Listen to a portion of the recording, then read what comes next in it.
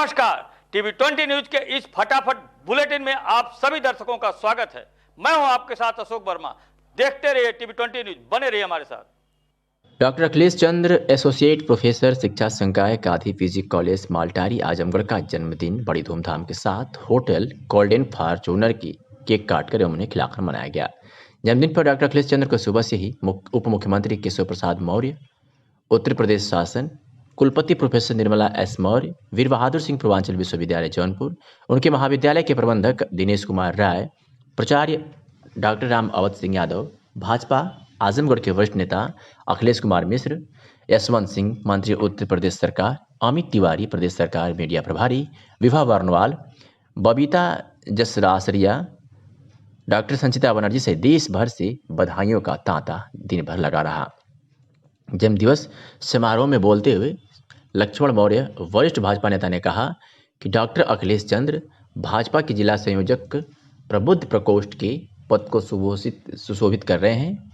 यह आजमगढ़ में बहुआयामी प्रतिभा के धनी हैं। मैं पिछले 23 वर्षों से इन्हें जानता हूं। डॉक्टर अखिलेश चंद्र ने भारतीय जनता पार्टी की निस्वार्थ सेवा की है। इस अवसर पर बोलते हुए डॉक्टर गीता सिंह, शिक्षक, श्री एसोसिएट प्रोफेसर एवं अध्यक्ष स्नातकोत्तर हिंदी विभाग डीएवी पीजी कॉलेज आजमगढ़ ने कहा कि डॉक्टर अखिलेश चंद्र की कहानी अनकही पर फिल्म बनना इनकी लेखनी के काबिलियत का प्रमाण है। इस अवसर पर भारतीय फिल्म उद्योग के श्री विवेक चौधरी, राम बहादुर सिंह प्रबंधक, सुरेंद्र मौर्य प्रबंधक, नीतीश कुमार जायसवाल अध्यक्ष स्नातकोत्तर राजनीति विज्ञान विभाग, नरसिंह चौधरी, राहुल रंजन, प्रियंका, निधि सिंह एवं निष्ठा सिंह, सचित रंजन सहित अनेक गणमान्य उपस्थित रहे। प्रतापगढ़ से खबर है, जहां नगर कोतवाली इलाके में चोर पुलिस को खुली चुनौती दे रहे हैं। कोतवाली क्षेत्र के रूपापुर में घर का ताला तोड़कर घर से नकदी समेत हजारों की चोरी की है। विकास भवन में कार्यरत प्रशांत मिश्र के घर में ये चोरी हुई है। दिन दहाड़े चोरी की वारदात से स्थानीय लोगों में हड़कंप मचा रहा। 10 दिन के भीतर जोगापुर, बलीपुर व सिविल में कई दुकानों के ताले टूटे हुए हैं। एक भी घटना खुलासा नहीं होने से पीड़ितों में आक्रोश है, लेकिन इस पूरे मामले में पुलिस अभी भी जांच का हवाला दे रही है। पुलिस का कहना है कि जल्द ही चोर पुलिस की गिरफ्त में होंगे। 25 तारीख से 28 तारीख तक Lucknow international public school Sitapur road में 9वीं राज्य स्तरीय किक बॉक्सिंग प्रतियोगिता आयोजित की गई।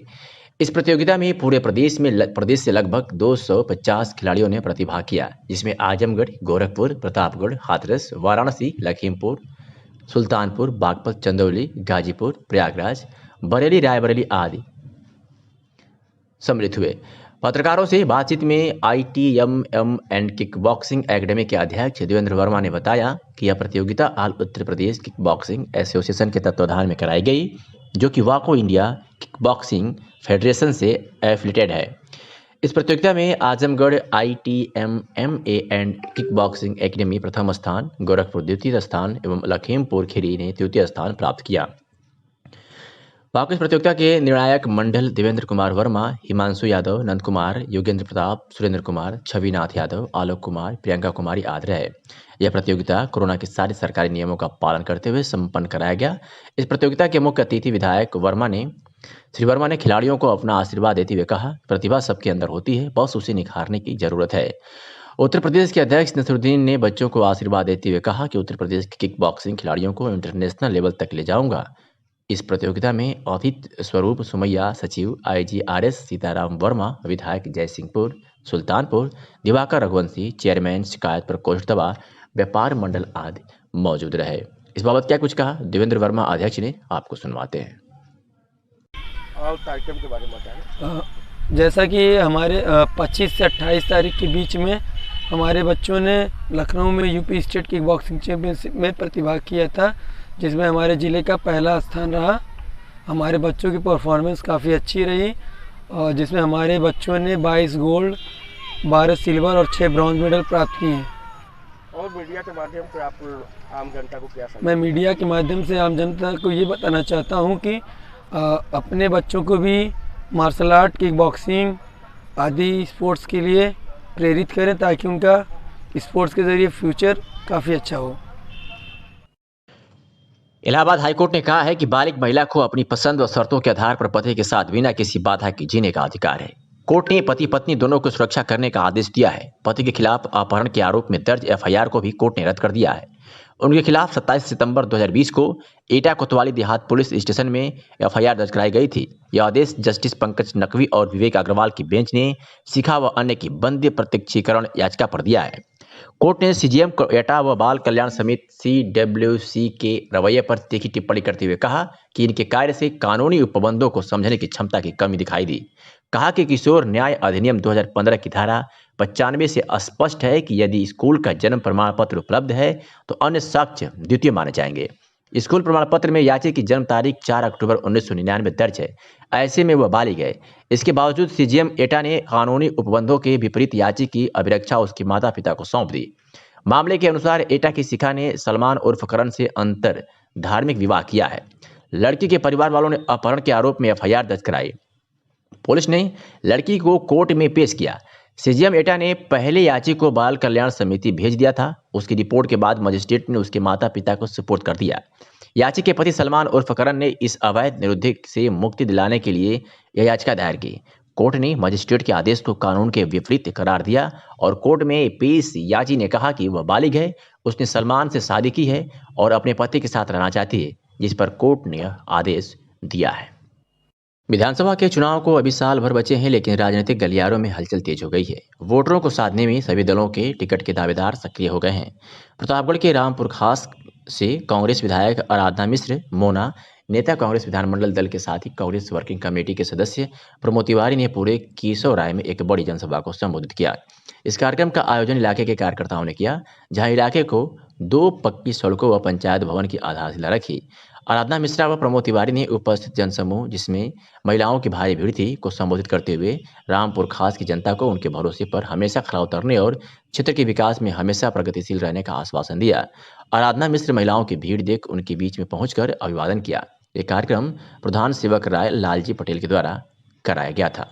और जो वापस घर आना चाहता है तो उसको अपने दम पर, अपने खर्चे पर मैंने सुरक्षित रामपुर खास पहुंचाया।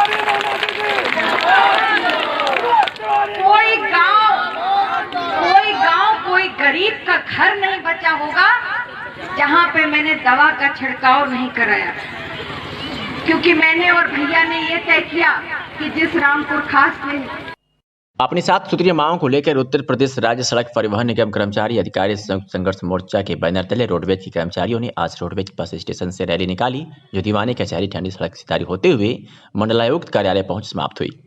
मंडल आयुक्त कार्यालय पर कर्मचारियों ने जोरदार प्रदर्शन किया। तत्पश्चात मुख्यमंत्री को नामित ज्ञापन मंडल आयुक्त को सौंपा। मीडिया से बातचीत में रोडवेज कर्मचारी संयुक्त मोर्चा के क्षेत्रीय अध्यक्ष सुन सिंह ने कहा कि हमारे 7 सूत्री मांगों में मुख्य मांगे राष्ट्रीय मांगों पर निजी बसों का संचालन बंद हो, संविदा संचालकों परिचालकों को नियमित करने, मृतक आश्रितों को नियमित करने, राजकीय रोडवेज घोषित करने, आउटसोर्सिंग को नियमित मजदूरी या नियमित करने तथा एक्सप्रेसवे को राष्ट्रीय मार्ग घोषित करने की मांगे मुख्य हैं। अगर सरकार हमारी मांगे नहीं मानती तो इससे भी बेहद आंदोलन हम करने को बाध्य होंगे। क्या कुछ कहा हसवंत सिंह मंडल अध्यक्ष ने, आपको सुनवाते हैं। ये हमारा कार्यक्रम 3 महीने से चल रहा है। उत्तर प्रदेश सरकार द्वारा उत्तर प्रदेश परिवहन निगम को निजीकरण की तरफ ले जाने का प्रयास किया जा रहा है और उसके संबंध में उन्होंने नोटिफिकेशन भी जारी कर दिया है, जिसमें गोरखपुर से दिल्ली तक, आगरा से दिल्ली तक तमाम ऐसे रूट्स हैं जो प्राइवेट को देने के लिए उन्होंने नोटिफिकेशन किया है।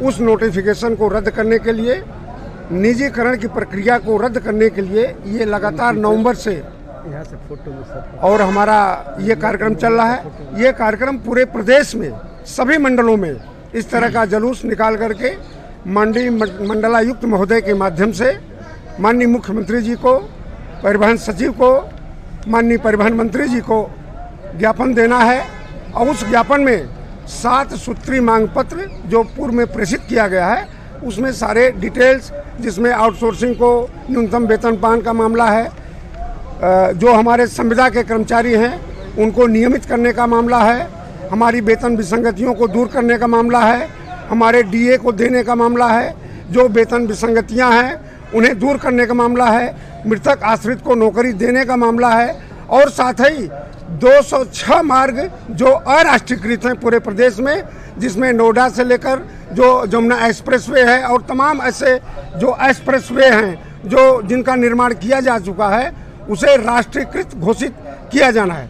मैं आपके माध्यम से उत्तर प्रदेश सरकार से ये भी अनुरोध करना चाहूँगा कि जो हमारे, चूँकि ये 100% मार्ग है पूरे उत्तर प्रदेश में, मात्र हम ये 7% पर हम संचालन करते हैं और बाकी सारे रूट पे प्राइवेट ऑपरेटर चलते हैं। और जहाँ तक हमारे कर देने की टैक्स की बात है, हम प्रति साल जो है शासन को 700 करोड़ रुपए का भुगतान करते हैं और हम उत्तर प्रदेश की आय को बढ़ाने का काम कर रहे हैं। उत्तर प्रदेश परिवहन निगम उत्तर प्रदेश सरकार को ज़्यादा से ज़्यादा आय देता है, टैक्स के रूप में देता है, फिर भी उत्तर प्रदेश सरकार इसे निजी हाथों में सौंपने का जो कार्य कर रही है, हम आपके इस चैनल के माध्यम से, आप मीडिया साथियों के माध्यम से आज इस मंडलायुक्त कार्यालय के प्रांगण के समक्ष हम ऐसे कृत्य की घोर निंदा करते हैं जो निश्चित तौर पे उत्तर प्रदेश शासन को कमजोर करने की बात है। अच्छा आश्वासन दिया गया आपको? हमारे माननीय मंडलायुक्त महोदय ने कहा है कि उत्तर प्रदेश शासन में जो माननीय मुख्यमंत्री जी हैं, हम उनको शीघ्र ही आपके जो डिमांड्स हैं, जो आपके मांग पत्र हैं, जो हमें ज्ञापन दिया गया है, उसे हम शीघ्र भेजने का काम करेंगे। और उन्होंने आश्वस्त भी किया कि जो निश्चित रूप से जो आपकी जमीन मांगे हैं उस पर विचार किया जाएगा। अच्छा, अगर इस तरीके से अगला कदम हमारा जो उत्तर प्रदेश का जो संयुक्त संघर्ष मोर्चा का जो प्रांतीय नेतृत्व है, जो भी आह्वान करेंगे, और मैं समझता हूं कि इसमें प्रदेश लेवल पे एक कार्यक्रम होगा या हो सकता है कि हड़ताल तक की नौबत आ सकती है। अभी इस पर कोई घोषणा नहीं की गई, लेकिन अगर उत्तर प्रदेश शासन में बैठे लोग, माननीय मुख्यमंत्री जी या उनसे संबंधित विभागाध्यक्ष इस पर अगर त्वरित कार्रवाई नहीं किए तो निश्चित रूप से जल्द ही कोई कठोर आंदोलन की घोषणा की जाएगी।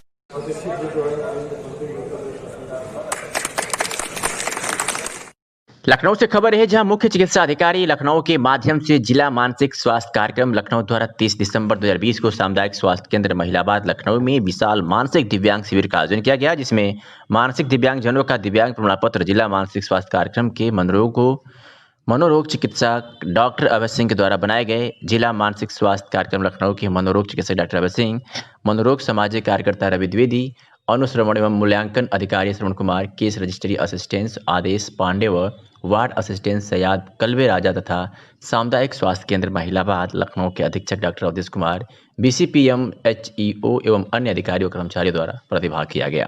आज जिला मानसिक स्वास्थ्य कार्यक्रम मलियाबाद के अंतर्गत सेवा ऑफिस से कैंप का आयोजन किया गया, दिव्यांग कैंप का, जिसमें 19 बच्चों को दिव्यांग सर्टिफिकेट दिया गया है और 15 बच्चे रिफर करे गए हैं KGMC लखनऊ के लिए। ठीक है। जिलाधिकारी के निर्देश के क्रम में खाद्य सुरक्षा एवं औषधि प्रशासन विभाग द्वारा खाद्य पदार्थों की गुणवत्ता सुनिश्चित करने के उद्देश्य से सचल प्रयोगशाला के माध्यम से जनपद के कुल 27 खाद्य कारोबारकर्ताओं के खाद्य पदार्थों की मौके पर जांच की गई, जिसमें 9 खाद्य पदार्थों के नमूने मौके पर फेल पाए गए।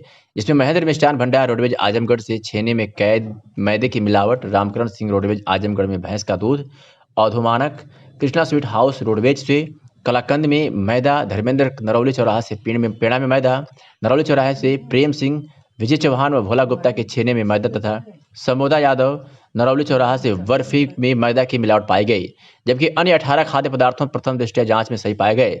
इसके साथ ही राजकीय बालिका इंटर कॉलेज आजमगढ़ में बालिकाओं का प्रशिक्षण कार्यक्रम आयोजित किया गया, जहां पर सचल प्रयोगशाला के माध्यम से बालिकाओं को सुरक्षित खाद्य पदार्थों के बारे में एवं संभावित मिलावट के बारे में पूरी जांच प्रक्रिया को प्रदर्शित किया गया।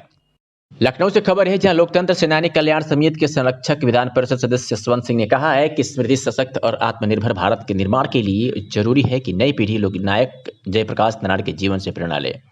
चंद्रशेखर चबूतरा पर लोकनायक जयप्रकाश नारायण ट्रस्ट लखनऊ के संयोजक अनिल त्रिपाठी की ओर से जेपी को अर्पित वर्ष 2021 के कैलेंडर का लोकार्पण करते हुए विधान परिषद सदस्य यशवंत सिंह ने कहा कि जेपी का अर्थ है देश के लिए अपना सब कुछ समर्पित कर देना। महात्मा गांधी को छोड़ दिया जाए तो आधुनिक भारत में इस तरह का कोई दूसरा वक्तव्य नहीं है। ऐसे विराट वक्तव्य को याद करना और उनके दिखाए रास्ते पर चलना हम सभी का कर्तव्य है। कैलेंडर लोकार्पण समारोह की अध्यक्षता पूर्व मंत्री श्री शारदा प्रताप शुक्ल ने की। इस अवसर पर लोकतंत्र सेनानी कल्याण समिति के संयोजक धीरेन्द्रनाथ श्रीवास्तव, वरिष्ठ पत्रकार सतीश प्रधान, अरविंद जायसवाल, रामजी गुप्ता, जगदीश राय, रणवीर सिंह सेंगर, राकेश सिंह भोला, सुभाष राजभर, यादवेंद्र दत्त सिंह, अखिल शुक्ला, अतुल चौबे, चंचल चौबे, धर्मपाल चौहान, पप्पू पाल आदि शामिल थे। गोरखपुर लिंक एक्सप्रेसवे में जा रही जमीनों का मूल्यांकन करने पहुंचे विशेष भूमि अधिकारी व एसडीएम बुढ़नपुर। आपको बता दें कि मुख्यमंत्री का dream project Gorakhpur link expressway का कार्य प्रगति पर है, जिसके कार्य में लगी कंपनी दिलीप बिल्डकॉन द्वारा कार्य को तेजी से बढ़ाया जा रहा है। इसी क्रम में जो भूमि शेष रह गई थी क्रय करने से उसे अर्जन करने की प्रक्रिया आरंभ कर दी गई है, जिसके क्रम में आज विशेष भूमि अधिकारी हरिशंकर व उप जिलाधिकारी बुढ़नपुर दिनेश कुमार मिश्रा ने संयुक्त रूप से क्षेत्र के गदनपुर, हैदरपुर, सोमापुर, अकबेलपुर, मोहम्मद हैदरपुर, रसूलपुर, कुकरीपुर, गोरखथानी, गणपतपुर आदि गांवों का दौरा कर भूमि अर्जन हेतु स्थलीय निरीक्षण किया। विशेष भूमि अधिकारी हरिशंकर ने बताया कि जिन लोगों ने भूमि अर्जन हेतु सहमति दे दी है उसी के अंतर्गत जमीन देखी जा रही है। यहाँ बहुत से लोग अलग अलग तरह की बातें बताते हैं, तो उसी के अंतर्गत जमीन का स्थलीय निरीक्षण का कार्य किया जा रहा है और उसके बाद मूल्यांकन किया जाएगा। इस कार्य में बाधा उत्पन्न कर रहे ट्यूबवेल, मकान या अन्य कुछ भी आता है तो उसके सही आकलन के पश्चात पैसा दिया जाएगा। गोरखपुर लिंक एक्सप्रेसवे में जा रही सड़क पर अंडरपास बनवाने के लिए ग्रामीणों ने हंगामा किया है। आपको बता दें कि स्थानीय क्षेत्र के कटोही मोड़ के समीप से गोरखपुर लिंक एक्सप्रेसवे का निर्माण कार्य प्रगति पर चल रहा है, जहां पर ग्राम इटोरी, खालिसपुर प्रधान एवं अन्य ग्रामवासियों के नेतृत्व में ग्रामीण इकट्ठा होकर अंडरपास की मांग करने लगे, जिसकी जानकारी मिलते ही कार्यदायी संस्था दिलीप बिल्डकॉन के दिलीप कुमार सिंह, लीजन मैनेजर और थाना प्रभारी दिनेश कुमार यादव को हुई तो मौके पर पहुंच गए। कार्यदायी संस्था के दिलीप कुमार सिंह ने ग्रामीणों की बात सुनी। क्या कुछ कहा दिलीप कुमार ने, आपको सुनवाते हैं। देखिए, यहाँ पे पहले की सिचुएशन के हिसाब से बॉक्स कलवर्ट है। इन लोगों के छोटी गाड़ियों के आने जाने के लिए बॉक्स कलवर्ट रहेगा, उसमें कोई दिक्कत नहीं है। लगभग ट्रैक्टर ट्राली चली जाएगी इनके यहाँ से। हाँ, बॉक्स कलवर्ट से 10 फीट की होती है, आराम से जा सकती हैं। कांग्रेस स्थापना दिवस 28 दिसंबर से 30 दिसंबर तक चलने वालों किसानों की संदेश यात्रा के अंतिम दिन सदर विधानसभा में जिला कांग्रेस कमेटी अध्यक्ष आजमगढ़ के अध्यक्ष प्रवीण कुमार सिंह के नेतृत्व में पदयात्रा बिलेसा सब्जी मंडी से आरंभ हुई। हवलदार सिंह ने झंडारोहण किया और कांग्रेसियों ने राष्ट्रगान गाया। कार्यक्रम की अध्यक्षता प्रमोद यादव ने की, संचालन मुन्नू यादव ने किया। पदयात्रा को मूलचंद चौहान ने हरी झंडी दिखाकर रवाना किया। पदयात्रा बिलेसा सब्जी मंडी से गिलवारा होते हुए लीलापुर पहुंची, जहां राजाराम पाठक, अवनीश मिश्र, रोशन पाठक की उपस्थिति में शहीद सुनील पाठक की पत्नी को कांग्रेस जिलाध्यक्ष प्रवीण कुमार सिंह ने शाल प्रदान कर शहीद की पत्नी का स्वागत किया। इस अवसर पर जिला अध्यक्ष श्री सिंह ने कहा कि आज देश में आज़ादी से पहले वाली स्थिति बनती जा रही है। लोकतांत्रिक मूल्यों का लगातार हनन हो रहा है। सरकार की गलत नीतियों का विरोध करने वाले लोगों के लिए बीजेपी के लोग देशद्रोही, अर्बन नक्सली, खालिस्तानी, पाकिस्तान समर्थक इस शब्दों का प्रयोग कर रहे हैं। किसान 3 किसान विरोधी काले कानूनों को वापस करने की मांग को लेकर इस भयंकर सर्दी में सड़क पर है, लेकिन तानाशाह सरकार उनकी मांगों पर मौन है।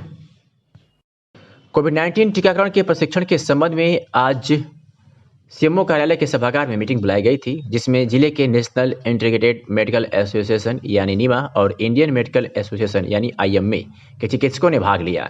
एडिशनल सीएमओ और जिला प्रतिरक्षण अधिकारी डॉक्टर संजय कुमार ने कोविड-19 टीकाकरण के फेज 1, 2, 3 की विस्तृत जानकारी दी। सीएमओ डॉक्टर ए.के. मिश्रा ने कहा कि आप में से यदि अभी भी किसी का नाम कोविड-19 टीकाकरण के लिए नहीं भेजा गया है तो आज और कल 2 दिन के अंदर अवश्य भेज दें। इसके साथ ही कोविड-19 टीकाकरण के प्रोटोकॉल पर विस्तृत चर्चा की। इस अवसर पर नीमा अध्यक्ष डॉक्टर डी.डी. सिंह व डॉक्टर V.K.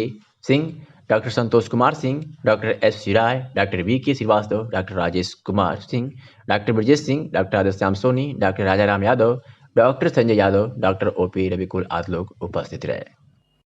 जिलाधिकारी राजेश कुमार की अध्यक्षता में कलेक्ट्रेट सभागार में महिला कल्याण विभाग के अंतर्गत संचालित योजनाओं की बैठक संपन्न हुई। जिलाधिकारी द्वारा जिला बाल संरक्षक समिति बेटी बचाओ बेटी पढ़ाओ, कन्या सुमंगला योजना, बाल विवाह प्रतिषेध एवं उत्तर प्रदेश रानी लक्ष्मीबाई महिला एवं बाल सम्मान कोष की समीक्षा की गई। समीक्षा के दौरान उत्तर प्रदेश रानी लक्ष्मीबाई महिला एवं बाल सम्मान कोष के अंतर्गत आर्थिक क्षतिपूर्ति के कुल 7 प्रकरण जिला संचालन समिति के समक्ष प्रस्तुत किए गए, जिसमें से जिला संचालन समिति द्वारा 2 प्रकरणों को अस्वीकृत किया गया तथा शेष 5 प्रकरणों में आर्थिक क्षतिपूर्ति की स्वीकृति प्रदान की गई। समीक्षा के दौरान नोडल मेडिकल स्तर पर नोडल मेडिकल चिकित्सा अधिकारी द्वारा बताया गया कि 12 प्रकरण उनके स्तर पर लंबित हैं। पुलिस नोडल स्तर पर पुलिस उपाधीक्षक शहर द्वारा 30 प्रकरण लंबित है, जिसे संबंधित नोडल अधिकारियों को शीघ्र निस्तारित करने हेतु जिलाधिकारी द्वारा निर्देश दिया गया। जिलाधिकारी ने सम्मान कोष की बैठक प्रत्येक महीने की 10 तारीख को कराए जाने के निर्देश दिए हैं। भारतीय जनता पार्टी जिला अध्यक्ष आजमगढ़ सदर ध्रुव सिंह के नेतृत्व में सदर विधानसभा की बैठक बुधवार को जिला कार्यालय पर संपन्न हुई। बैठक में सदर विधानसभा के मंडल अध्यक्ष, मंडल प्रभारी, सेक्टर संयोजक, सेक्टर प्रभारी, जिला पदाधिकारी, कार्यकर्ता मौजूद रहे। बैठक में मुख्य अतिथि सदर विधानसभा के प्रभारी उपाध्यक्ष आवास विकास परिषद उत्तर प्रदेश अश्विनी त्रिपाठी मौजूद रहे। शीर्ष नेतृत्व ने उपाध्यक्ष आवास विकास परिषद उत्तर प्रदेश अश्विनी त्रिपाठी को सदर विधानसभा का प्रभारी नियुक्त किया है। उनके जनपद आगमन पर प्रदेश कार्य समिति सदस्य अखिलेश मिश्रा गुड्डू के नेतृत्व में भंवरनाथ चौराहे पर जोरदार स्वागत किया गया। इस अवसर पर उत्तर प्रदेश आवास विकास परिषद के उपाध्यक्ष व सदर विधानसभा प्रभारी अश्विनी त्रिपाठी ने कार्यकर्ताओं में उत्साह भरते हुए कहा कि भारतीय जनता पार्टी का कार्यकर्ता साधक के रूप में काम करता है, वही अन्य दलों के लोग राजनीति को साधन मानते हैं। आज आजमगढ़ के कार्यकर्ता जबरदस्त उत्साह से भरे हैं और आने वाले दिनों में इसी उत्साह के दम पर सदर विधानसभा में भाजपा का विधायक चुना जाएगा। कर्मचारियों की समस्या लगातार वो रिटायर हो रहे हैं, उनकी जगह पर पूरी उतनी भर्तियां चाह के भी अभी पूरी संभव नहीं हो पा रही हैं। हालांकि हर विभागों में भर्तियां शुरू हो गई हैं। कर्मचारी आंदोलनरत इसलिए हैं कि उन्हें उनका अपना जो आने वाले लोगों का भविष्य, वो भविष्य की चिंता कर रहे हैं। भविष्य उनका बेहतर होगा। अगर वर्तमान आज उनका बेहतर है तो ये वो मान के चलें कि आने वाले दिनों में अन्य कर्मचारियों का भविष्य बेहतर होगा। हम विकास की तरफ आगे बढ़ रहे हैं। भारत विकास के पथ पर आगे बढ़ चुका है, चल चुका है। कुछ 9-10 की बातें आती रहेंगी, हमको आपको सबको उसमें सामंजस्य स्थापित करना होगा। 2021 के चुनाव में चुनाव 2022 में है,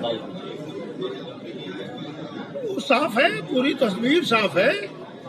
आज जहां हम बैठे हुए हैं, ये उत्साह देख करके मैं आपको अभी बता दे रहा हूं कि पूरे विपक्ष का सुपड़ा साफ। भारतीय जनता पार्टी की सरकार एब्सोल्यूट मेजॉरिटी के साथ पुनः सत्ता में आने वाली है। विपक्ष के पास कोई मुद्दा नहीं है, मुद्दा विहीन विपक्ष है, दुकानदारी चला रहा है। चलने दीजिए भाई, उनकी दुकानदारी पर भी ध्यान दीजिए आप लोग, उनका वाले भी कुछ होता रहे। लेकिन न्यायालय में विचाराधीन चल रहा जमीन पर दबंग कब्जा कर रहे हैं। पीड़ित ने डीएम को ज्ञापन सौंपकर न्याय की गुहार लगाई है। आपको बता दें कि कंदरापुर थाना क्षेत्र के दुल्लह पार के रहने वाले संतराज यादव आज जिलाधिकारी कार्यालय पहुंचे और एक प्रार्थना पत्र सौंपा। उन्होंने मीडिया को बताया कि उनकी जमीन का मामला न्यायालय में विचाराधीन है, फिर भी थाने की मदद से गांव के कुछ दबंग व भूमाफिया किस्म के लोग उनकी जमीन पर जबरन कब्जा कर रहे हैं। थाने पर लगातार शिकायत करने के बाद भी पुलिस कोई कार्रवाई नहीं कर रही है, इसलिए आज जिलाधिकारी को ज्ञापन सौंपा है और हम मांग करते हैं कि दबंगों के खिलाफ कार्रवाई कर हमारी जमीन को सुरक्षित कर हमें न्याय दिया जाए। क्या कुछ कहा संतराज यादव पीड़ित ने, आपको सुनवाते हैं। हम बंटवारा सुधा के अंतर्गत आता है, जिसमें सिकमी नंबरान की हमारी ज़मीन है। जिस ज़मीन का मामला जो है कोर्ट में जो है विचाराधीन चल रहा है, जिसमें जो है थाना बल लेकर के हमारी ज़मीन को कब्जा करने की कोशिश में लगे हुए हैं। जुर्माना करने के बाद थाना पर बुला करके जो है ज़बरदस्ती साइन करवा दिए, साइन सुलहनामा पे साइन करा करके यहाँ काम कराने की कोशिश किए। हम लोग जो है महिलाओं के सहयोग से अपने जो है काम को किसी तरह से हम लोगों ने रोका है। अभी फिर 3 तारीख के बाद काम कराने के लिए एसओ साहब आश्वासन दिए। जिलाधिकारी से मिले आप? जिलाधिकारी से मिले हैं। जिलाधिकारी बोले हैं कि आपको हम एटीएम को आदेश करते हैं, जिस पर आपकी कार्रवाई होगी, उसकी कार्रवाई करके आपको जो है न्याय मिलेगा। बलरामपुर पुलिस ने सनसनीखेज हत्या का खुलासा किया है और साथ ही आला कत्ल बरामद कर लिया है। बता दें कि बीते 25 दिसंबर को सीसी तुलसीपुर में 108 नंबर एम्बुलेंस द्वारा मृतक मनीराम उम्र 45 वर्ष निवासी ग्राम जद्दापुर थाना तुलसीपुर को लाया गया था, जिसकी सूचना मिलने पर प्रभारी निरीक्षक तुलसीपुर के द्वारा मौके पर पहुंचकर शव का पंचनामा की कार्रवाई पूर्ण कर पीएम के लिए भेज दिया गया था तथा मृतक की पत्नी की तहरीर पर मुकदमा पंजीकृत कर अपराधियों का तलाश किया जा रहा था। आपको बता दें कि मृतक की पत्नी द्वारा गाँव के ही धनीराम सहित 3 लोगों को नामजद किया गया था। पुलिस द्वारा विवेचना भी इन्हीं के अभियुक्तों को ध्यान में रखकर किया जा रहा था, परंतु विवेचना के दौरान व सर्विलांस रिपोर्ट के आधार पर पुलिस को पता चला कि इस हत्याकांड में कुछ और लोग शामिल हैं। पुलिस ने जांच को आगे बढ़ाते हुए सूर्य प्रकाश व पप्पू गुप्ता, जो क्रमशः तुलसीपुर व ललिया थाना क्षेत्र के निवासी थे, उन्हें आज सुबह मुखबिर की सूचना पर जरवा रोड स्थित मनकौरा कानूनगो तिराहे के पास से गिरफ्तार कर लिया, जो पुलिस की नजर से बचते हुए पड़ोसी देश नेपाल भागने की फिराक में थे। क्या कुछ कहा हेमंत कुटियाल एसपी बलरामपुर ने, आपको सुनवाते हैं। तुलसीपुर सीएससी में एक मनीराम वर्मा जो थे वो भर्ती कराए गए, जिनकी मृत्यु हो गई थी। उनके परिवार ने एप्लीकेशन दी थी कि रात में जब वो सो रहे थे तो वहाँ पे किसी ने उनकी हत्या कर दी। इस पे थाने पे एक मुकदमा दर्ज किया गया। उनके घर वालों ने कुछ लोग को नामजद किया गया था, जिसमें धनीराम और 3 लोग का नाम उसमें उन्होंने नामजद किया था। विवेचना इसमें बहुत अच्छी हुई है और बहुत त्वरित गति से विवेचना करके इसमें इंटेलिजेंस करके निकाला गया कि जो इसमें मेन अपराधी थे वो उनके ही पड़ोसी सूर्य प्रकाश और पप्पू, जो कि सूर्य प्रकाश के हत्या में इन्होंने सहयोग किया और इन्होंने प्लानिंग बनाई इकोना में प्लानिंग करके इन्होंने बलरामपुर शहर से ही हथियार खरीदा। हथियार खरीदने के बाद रात में उसके घर में गए। पप्पू जो था वो वेट कर रहा था पीछे, और जो सूर्य प्रकाश है ये वहाँ पे जब वो अकेला वो बाहर सो रहा था मनीराम, तो उस पर सर पे प्रहार करके गड़ासे से उसकी हत्या कर दी। और ये हत्या करने के बाद ये लोग दिल्ली भाग गए। दिल्ली से भागते जब इनको थोड़ा सा आभास लगा कि हो सकता है कि यहाँ पकड़े जाएंगे, फिर उन्होंने वापस आके बॉर्डर क्रॉस करके नेपाल जाने का प्रयास किया। और ये पूरे प्रकरण में लगातार पुलिस इनके पीछे थी और इनको यहाँ नेपाल जाने से पहले यहाँ गिरफ्तार किया गया है। और इसमें बहुत अच्छी पुलिस द्वारा कार्रवाई की गई है। सूर्य प्रकाश और पप्पू को आला कत्ल के साथ गिरफ्तार किया गया है और इसमें टोटली ये सही मुलजिम है और इनको जेल भेजा जा रहा है। तो स्वाट और सर्विलांस की स्पेशली ये कहते हैं कि अच्छी कार्रवाई की रही है। आजमगढ़ में एक भीषण सड़क हादसे में 4 लोगों की जहां मौत हुई है तो वहीं 5 लोग गंभीर रूप से घायल हो गए। घायलों को आनन फानन में मंडली अस्पताल पहुंचाया गया, जहां उनके उपचार की व्यवस्था की जा रही थी। मौके पर अस्पताल में अधिकारियों के साथ फोर्स मौजूद रही तो डॉक्टरों की टीम भी इलाज करने में लगी रही। एक की गंभीर हालत में बालिका को रेफर कर दिया गया है। वर्ष 2020 जाते जाते आजमगढ़ में एक गहरा जख्म दे गया। आजमगढ़ के सिधारी थाना क्षेत्र के छतवारा चौराहे के समीप गिरधरपुर गांव में एक अनियंत्रित ट्रक ने सवारी से भरी ऑटो को अपनी चपेट में ले लिया और उसके बाद उसको रौंदते हुए एक घर में घुस गया। घटना के बाद कोहराम मच गया। ऑटो सवार यात्रियों की चीख पुकार से अफरा तफरी मच गई। मौके पर भारी भीड़ जमा हो गई। बताया जा रहा है कि ट्रक चालक नशे में था और गाड़ी पर नियंत्रण खो दिया था। वही ऑटो पर सवार लोग अलग अलग परिवार के थे और नरौली स्टैंड से वापस अपने गांव जहानागंज थाना क्षेत्र के सुम्बी व आसपास जा रहे थे। घटना में 2 मासूम बच्चियों, एक 7 वर्षीय बालक और एक महिला की मौत हुई है। तो इस सूचना के बाद मौके पर पुलिस फोर्स पहुंच गई। फोर्स ने स्थिति को संभाला तो वही इसके पूर्व ही सभी घायलों और मृतकों को अलग अलग वाहनों से भेज दिया गया था। एसपी सिटी ने संपूर्ण घटना की जानकारी दी है। हम सुनाते हैं स्थानीय लोगों की बात और फिर उसके बाद पंकज कुमार, एसपी सिटी आजमगढ़ की। क्या नाम है आपका? तारा देवी नेताइन। क्या हुआ था? यहाँ ट्रक उधर से आ रहा था और टेम्पू इधर से जा रहा था। तो ट्रक वाला घुसा दिया टेम्पू में, एकदम ले जाकर हला दिया। उसमें 4 लोग मर गए उधम में, 2 बच्चियां 2 औरत, और 4 लोग इतनी बुरी तरह घायल हैं कि वो जात पड़े मर जाएंगे, बचेंगे नहीं। हाँ, गलती किसकी है? गलती ड्राइवर की गलती है। ड्राइवर की गलती है। ड्राइवर पी कर गाड़ी चला रहा है। कहाँ के रहने वाले थे लोग? ये जो लड़े हैं, जो मरे हैं, वो तो सुम्मी के रहने वाले हैं। ड्राइवर कहाँ का ये नहीं बता सकती मैं, वो कहाँ का ड्राइवर। पुलिस कब पहुंची? पुलिस उदम्मा आई, मैं फोन की उदम्मा आई, पुलिस तुरंत आई है। हाँ, मैं टेम्पू में जो जी रहा था उसको उठा के भेज रही थी, जो मर गया उसको भी भेजी, लेकिन एम्बुलेंस बाद में आई है। एम्बुलेंस बाद में आई है। एम्बुलेंस वाले के लड़ते मारते हैं, लेकिन मैं भगा दी, कौन जाने दीजिए। बहुत लेट आते हैं, यही गलती है एम्बुलेंस वालों की। बहुत बड़ी एक्सीडेंट हो गया है, कहाँ पे हुआ और कितनी मौत हुई है? ये देखिए, थाना सिधारी में गिरधरपुर पर एक टेम्पो और ट्रक के बीच में ये दुर्घटना घटी है। इसमें यहाँ जिला अस्पताल में सभी मजरूब पहुँचे। इसमें 2 महिलाओं की मृत्यु हुई है। एक लड़का 8 वर्ष का और एक बच्चा 2 वर्ष का, ये डेथ हुई है। और एक बच्ची के पैर कटे हुए हैं, तो उसका भी ये शिनाख्त, उसका ये प्रयास किया जा रहा है कि वो किस परिवार से संबंधित है। उसके भी परिजन नहीं पता चल पा रहे हैं। उसको इलाज के लिए एक प्राइवेट हॉस्पिटल में भेज दिया गया है।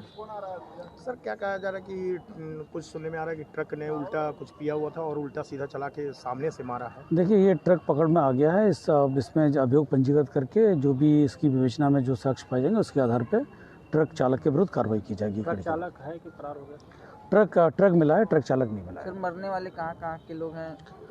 अभी 2 ही लोगों की शिनाख्त हुई है, बाकी जो है अभी पता किया जा रहा है। जैसे ही पता चलेगा आप लोगों को अवगत कराया जाएगा। Thank you. अहरौला थाना क्षेत्र में स्थित GBSS महिला महाविद्यालय बिशुनपुरा कुटी अहरौला में घुसकर गांव के ही दबंग किस्म के लोगों ने तोड़फोड़ की है। विद्यालय में तोड़फोड़ की सारी वारदात CCTV कैमरे में कैद हो गई है। विद्यालय की प्रबंधक मनोरमा गिरी ने बताया कि विद्यालय अति पिछड़ा क्षेत्र में है और सरकारी संपत्ति है, जिसके अध्यक्ष जिलाधिकारी स्वयं है। इस तरह के तोड़फोड़ से सरकारी संपत्ति को नुकसान पहुंचा है। इसकी शिकायत स्थानीय थाने पर की गई, लेकिन मामला सिर्फ जांच पड़ताल पर जाकर खत्म हो गया। पीड़ित प्रबंधक ने जिला प्रशासन से विद्यालय की सुरक्षा और दोषियों पर कार्रवाई की मांग की है। क्या कुछ कहा विद्यालय के प्रबंधक मनोरमा गिरी ने, आपको सुनवाते हैं। हमारे यहाँ महिला महाविद्यालय पर 24 तारीख को रात 8:05 पर कुछ लोग आए और पटीदार के घर बाइक खड़ी किए और अचानक से हल्ला बोलते हुए गए कि मारो मारो मारो। मेरी माँ इतना आवाज़ सुनते ही दरवाज़ा बंद करके ऑफिस में मेरे माता पिता बंद हो गए। इतने में वो लोग दरवाज़ा तोड़ना शुरू किए और वहाँ पड़े बर्तन कुर्तन और अन्य सामान बिस्तर वगैरह उठा लिए। नियत डकैती असलहे से लेस और महाविद्यालय परिसर में घुस गए और तोड़फोड़ करने लगे, फायरिंग करने लगे, जिसकी रिकॉर्डिंग में देखा जा सकता है आवाज़ सहित वीडियो। लेकिन हम लोग FIR के लिए दिए हैं तहरीर, पेपर में भी निकला और हम प्रशासन से गुहार लगाते हैं कि वहाँ सरकारी पैसे से निर्माण हुआ है और उस निर्माण उस महाविद्यालय असेवित होने के नाते उस महाविद्यालय के अध्यक्ष माननीय जिलाधिकारी महोदय होते हैं। हम उनसे प्रार्थना पत्र कल दे के आए हैं, इसलिए कि हमारे बूढ़े माता पिता अब वहाँ रहने के लिए तैयार नहीं हैं। माँ की उम्र 70 साल है, पिता की उम्र 75 साल है। थाने पे क्या हुआ? थाने पर एप्लीकेशन दिया है, वो लोग छानबीन कर रहे हैं, कार्रवाई करने के लिए आश्वासन मिला है। मौके पर पुलिस पहुंची, 100 नंबर भी गई, SO भी गए। पुलिस प्रशासन द्वारा हमारे परिवार की रक्षा की गई। गांव वाले भी एकत्रित हुए, गांव वाले का सबका वीडियो मैंने देखी। सारे लोगों ने उस बात का निंदा कर रहे हैं कि जो लोगों ने किया वृद्धों पर इस तरह का अत्याचार ठीक नहीं है। अगर कोई बालिका होती या कोई चपरासी होता वहाँ तो उसके साथ अप्रिय घटना घट सकती थी, या मैं होती या कोई महिला इस तरह की होती तो बहुत बड़ी वारदात होने की संभावना थी। हम चाहते हैं कि अब प्रशासन से हमें मदद मिले, वहाँ सुरक्षा गार्ड वहाँ रहे, सरकार अपने देख रेख में उस कॉलेज का अपना वो ले ताकि सरकारी पैसे का हमारे द्वारा दुरुपयोग ना दिखाया जाए। उस कॉलेज का देखरेख प्रशासन अपना करे। आजमगढ़ जनपद में पुलिस अधीक्षक सुधीर कुमार सिंह के निर्देश में चलाए जा रहे अभियान अपराध व अपराधियों पर धरपकड़ हेतु के अंतर्गत जनपद की विभिन्न थानों की पुलिस को बड़ी सफलता हाथ लगी है। आपको बता दें कि थाना दीदारगंज की पुलिस ने गोवध निवारण अधिनियम के तहत एक वांछित को जहां गिरफ्तार करने में सफलता हासिल की है, तो वही थाना महनाजपुर की पुलिस ने भी पेट्रोल पंप पर मारपीट करने वाले 2 वांछित अभियुक्तों को गिरफ्तार किया है। बात करें अगर जहानागंज पुलिस की, तो जहानागंज पुलिस ने अपनी 2 कार्रवाई में अलग अलग 2 कार्रवाई में, एक कार्रवाई में मारपीट में 3 अभियुक्तों को गिरफ्तार किया है, तो वहीं एक कार्रवाई में एक अदद लाइसेंसी बंदूक 12 बोर व एक अदद जिंदा व एक अदद खोखा कारतूस 12 बोर के साथ अभियुक्त गिरफ्तार किया है। तो ये थाना महाराजगंज पुलिस ने भी मारपीट में 4 अभियुक्तों को, मारपीट करने वाले 4 अभियुक्तों को गिरफ्तार करने में बड़ी सफलता हासिल की है।